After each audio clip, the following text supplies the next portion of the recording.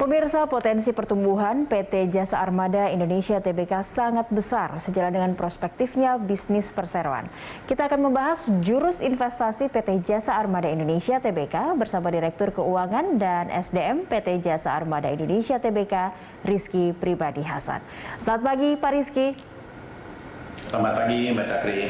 Baik Pak Rizky, ini kita langsung ingin tahu ini karena ada rencana dari perusahaan atau perseroan ini untuk melakukan pembangunan dengan 4 kapal. Kita langsung ingin tahu sebenarnya berapa besar investasi ataupun capex yang disediakan oleh perseroan untuk tahun ini, Pak.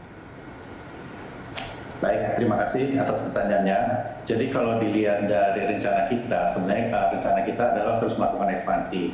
Nah, salah satu bentuk ekspansi itu adalah memang melakukan penguatan armada. Dan tadi juga sudah disampaikan bahwa di tahun 2021 kita baru saja menandatangani kontrak ya, ada 2 kontrak yang ditandatangani. Satu adalah untuk 1 kapal tunda dengan horsepower sekitar 4.400 dan juga 1 kontrak untuk pembangunan 3 motor pandu. Nah, kita tidak berhenti di situ aja. Sebenarnya kita ada rencana 2021 sampai 2023.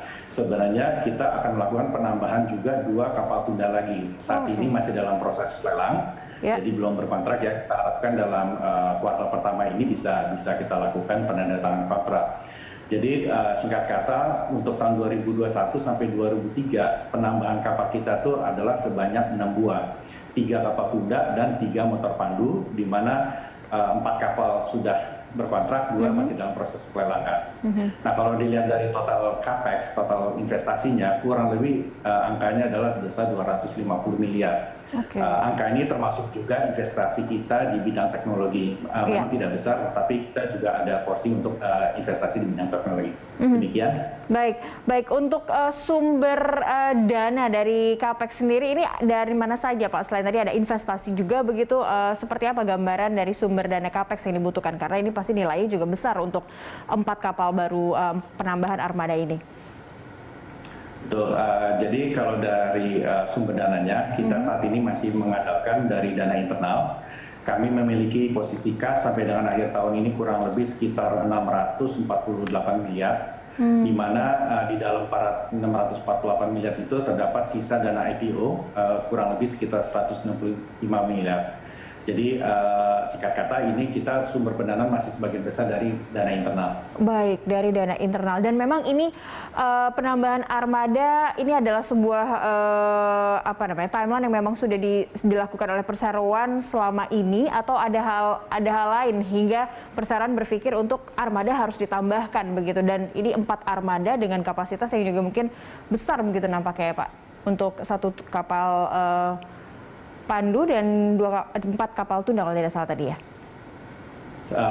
Kalau total dari 2001 sampai 2003 itu kita penambahannya adalah 3 kapal tunda sama 3 motor pandu, jadi total 6. Ya, tapi ini dilakukan secara bertahap selama 2001 sampai 2023.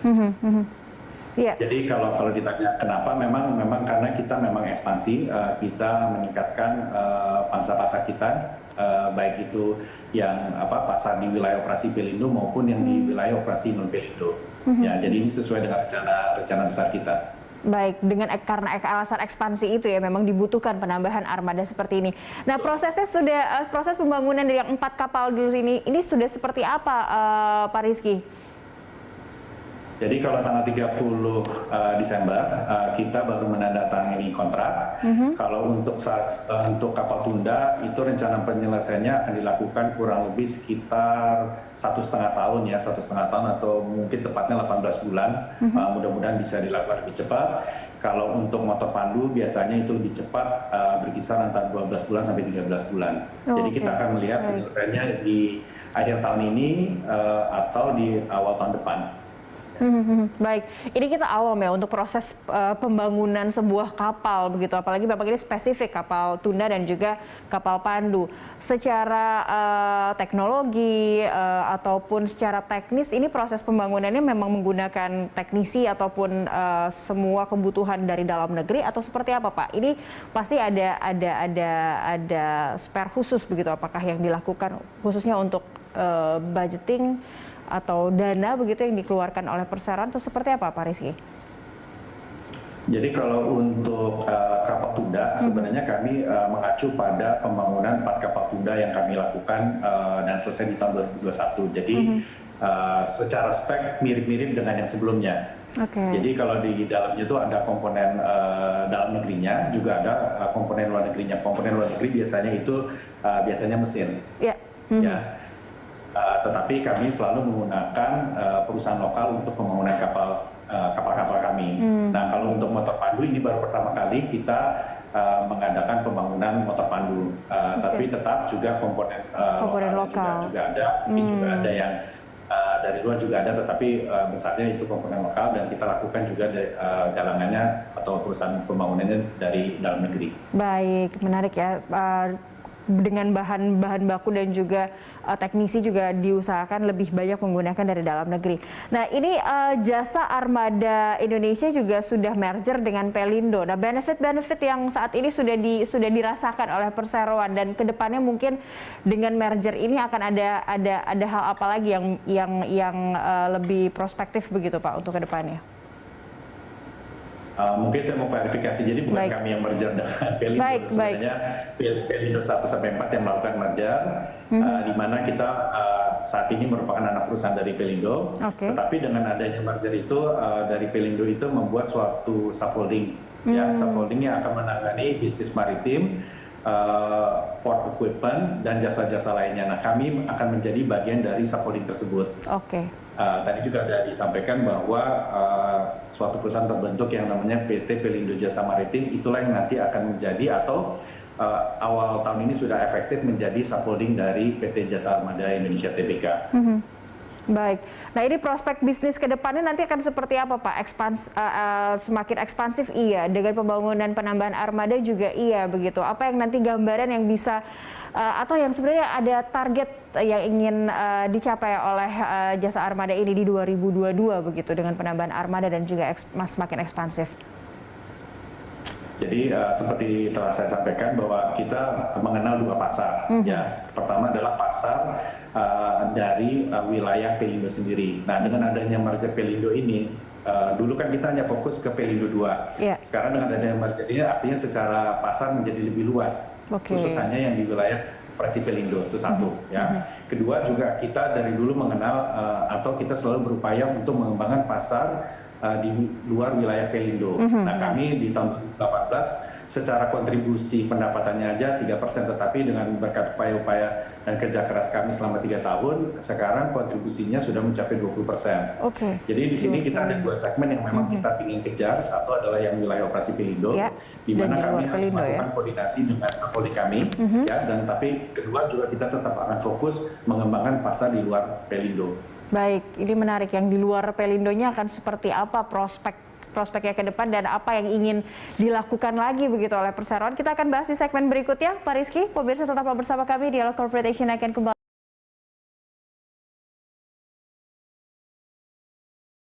Jasa Armada Indonesia Tbk telah melantai di Bursa Efek Indonesia sejak akhir 2017.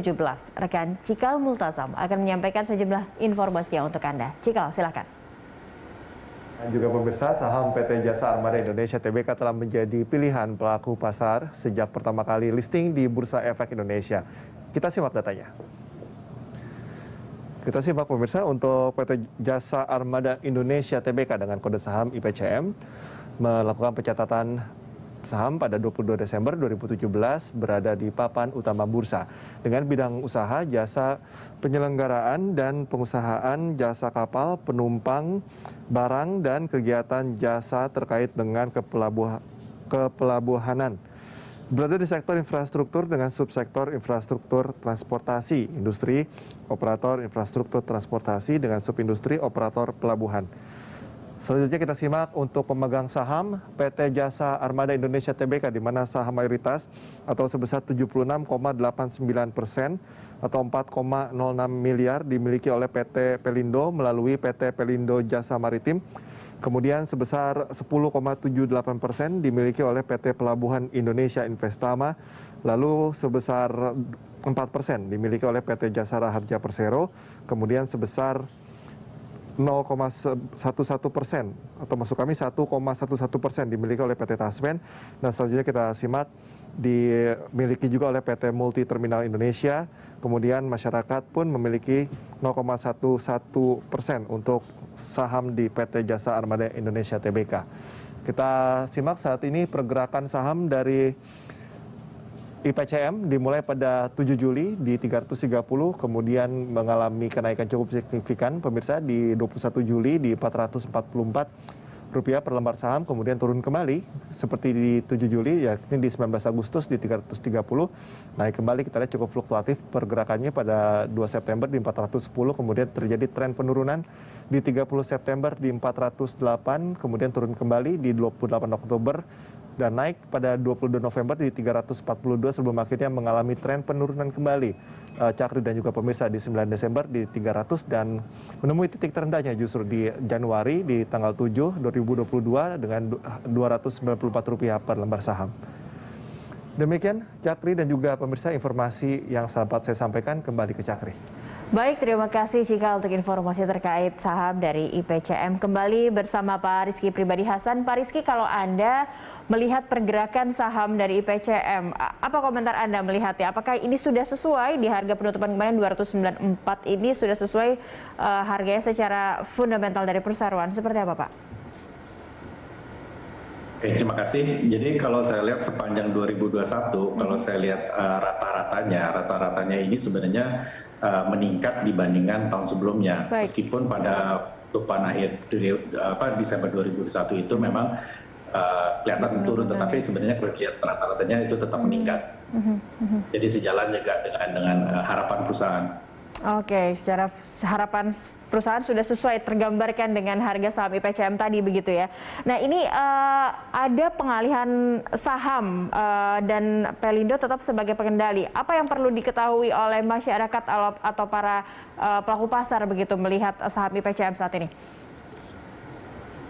Jadi yang pengalihan saham terjadi itu adalah di level dari holding ke subholding, dan ini sesuai dengan memang rencana besar dari pasca merger. Jadi karena kita ada terbentuknya suatu subholding di kelompok usaha dari Pelindo. Nah kalau dari sisi pengendali itu tidak ada perubahan karena tetap di ujungnya adalah tetap Pelindo sebagai pemegang saham pengendali.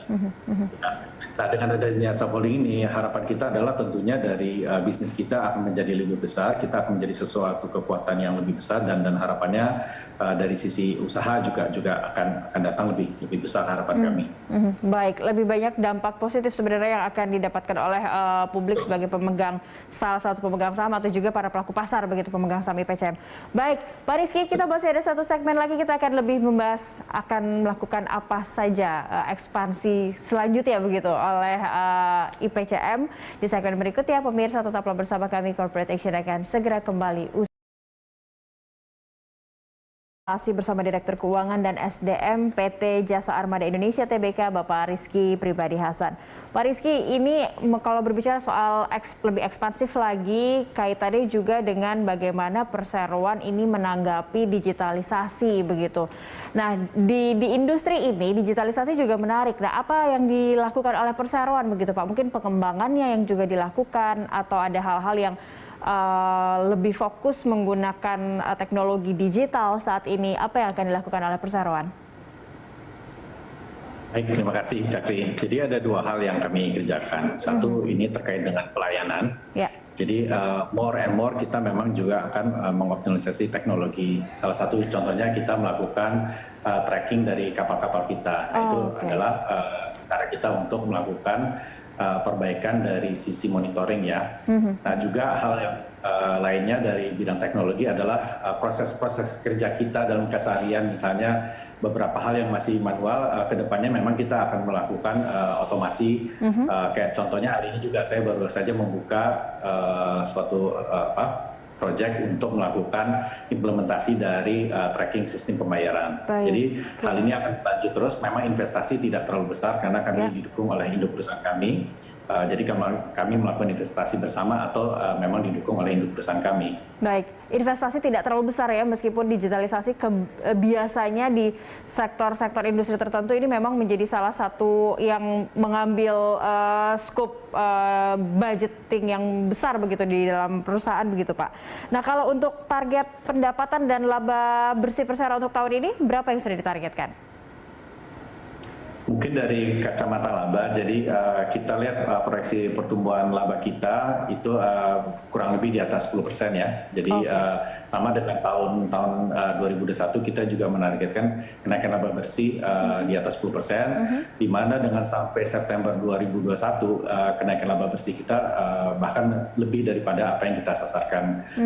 Per September 2021 kenaikan laba bersih kita kurang lebih di sekitar 30%. Ya.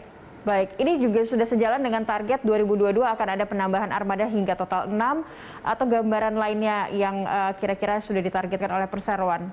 Sejalan tidak Pak? Sejalan, tapi kapal kita kan baru akan selesai kurang lebih di akhir ya, kalau untuk motor pandu itu kurang lebih di akhir 2022. Jadi sebenarnya operasional dari kapal ini baru akan terjadi di 2023 dan 2024 secara optimal. Baik. Terakhir ini Pak Rizky, bagaimana Anda mewakili perseroan juga mungkin ya meyakinkan para pelaku pasar bahwa melihat IPCM ini masih sangat prospektif begitu sahamnya, dan dari segi perseroan juga yang tadi Anda katakan akan semakin ekspansif dengan penambahan armada dan juga digitalisasi yang akan dilakukan sepanjang 2022. Oke, jadi kalau dilihat dari pasar ini masih terbuka dengan sangat luas. Jadi kembali yang saya sampaikan bahwa fokus kita ada dua, yaitu mengoptimisasi apa yang sudah kita miliki yaitu di pasar Pelindo, dan kedua juga adalah mengembangkan di luar pasar Pelindo. Yeah. Nah, kita akan lakukan ekspansi itu bukan hanya dengan bersaing dengan perusahaan-perusahaan lain, tetapi kita juga melakukan kerjasama atau kolaborasi dengan pihak-pihak lain, apakah itu BUMN, apakah itu swasta, kita melakukan kolaborasi dengan berbagai pihak. Ya, kedua, kalau dilihat dari kondisi keuangan kita, kalau dilihat dari data keuangan kita per September yang sudah dipublish, itu bisa dilihat bahwa kondisi keuangan kita tuh baik, kita memiliki cash atau likuiditas yang besar, kurang lebih dari kas setara kita tuh kurang lebih mewakili 40% dari total aset. Baik. Kita belum memiliki pinjaman, sehingga kalau kita perlu dana kita bisa ke pasar perbankan ataupun juga kita bisa melakukan penggalangan dana di pasar modal. Jadi secara kemampuan kita dalam posisi yang baik untuk melakukan ekspansi. Ya, ini cukup bisa meyakinkan pasar ya. Silakan Pak. Ya, dan kami juga tadi saya sampaikan bahwa kami melakukan upaya-upaya untuk peningkatan pelayanan, baik itu dari sisi teknologi maupun dari non-teknologi, itu akan terus kami lakukan terus-menerus. Baik, ini meyakinkan pasar untuk memilih PCM juga bisa menjadi target dari emiten yang bisa dipilih di lantai bursa. Baik, terima kasih Bapak Rizky Pribadi Hasan, Direktur Keuangan dan SDM PT Jasa Armada Indonesia Tbk telah bergabung bersama kami untuk waktunya di Corporate Action hari ini.